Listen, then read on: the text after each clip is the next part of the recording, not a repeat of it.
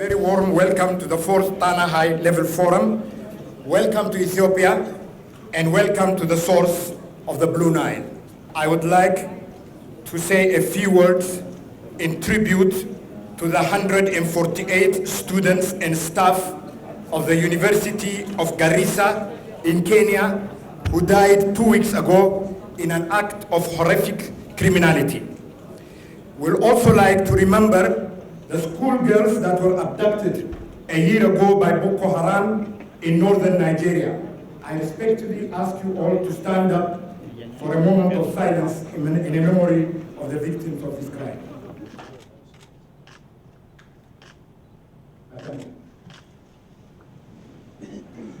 It is a great honor to me personally and to the government of the Federal Democratic Republic of Ethiopia to welcome you all to the beautiful city of Bahar Dar, the origin of the Great Blue Nile.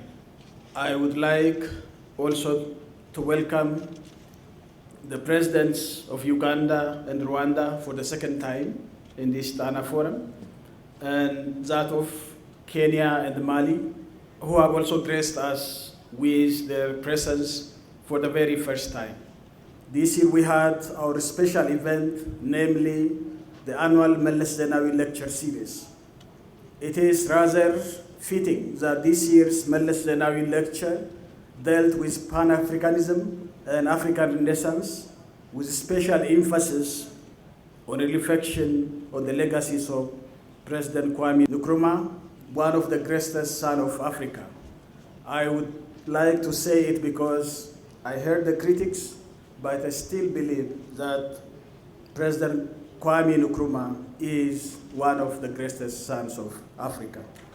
The issue of secularism and politicized faith is not a topic we just raise for the sake of mostly academic exercise.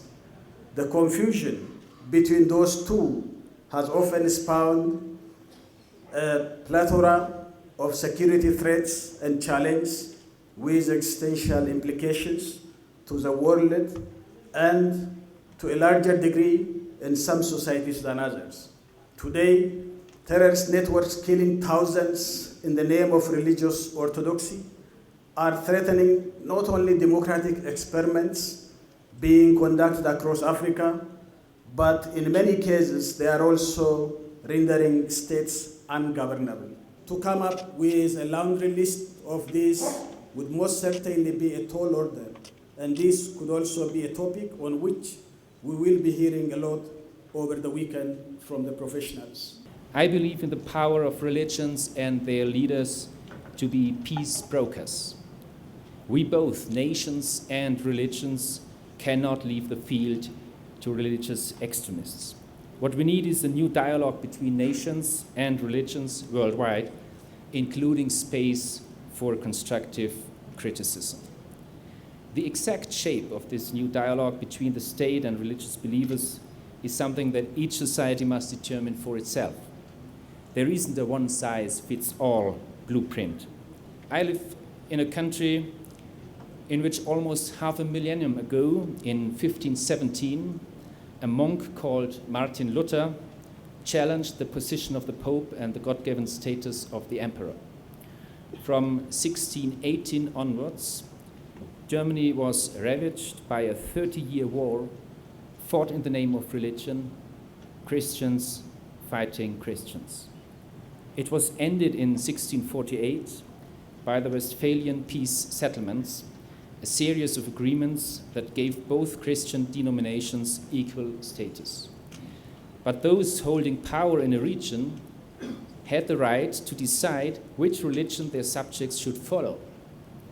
And correspondingly, people had the right of free movement in order to be able to follow their religious beliefs. In every religion, you can find the golden rule: do unto others as you would be done by. That for me is the clearest definition of human dignity. The theme of this year's Tana, secularism and politicized faith in Africa, comes at a more auspicious time when religion and expression of faith is creating difficult fault lines, tensions, and insecurity in different parts of the continent. Africa's peace and security landscape is increasingly threatened by developments before, during, and after elections. From Burkina Faso to Zambia, 15 or so countries, African countries, will be heading to polls in 2015. Africa faces dire human resource and capacity gaps in critical sectors, especially with the recent wave of forced migration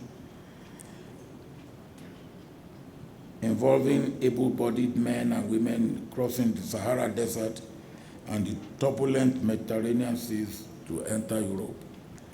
We need to address the push factors, which are also the root causes of this forced migration, and we must do so very fast.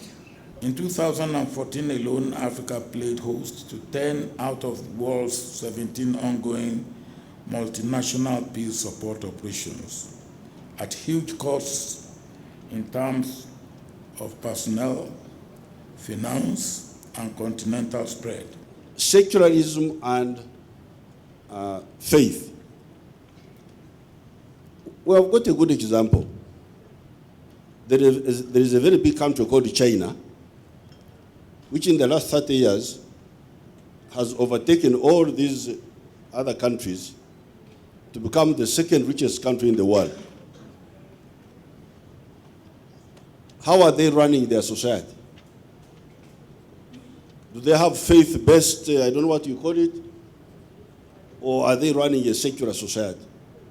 I don't know. I was in China recently, but I didn't get enough time to study it. But these professors can tell us, because they specialize in that, in studying other people. How is China organized?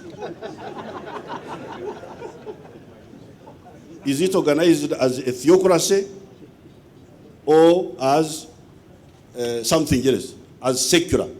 Toutes les religions révélées ont, à un moment donné,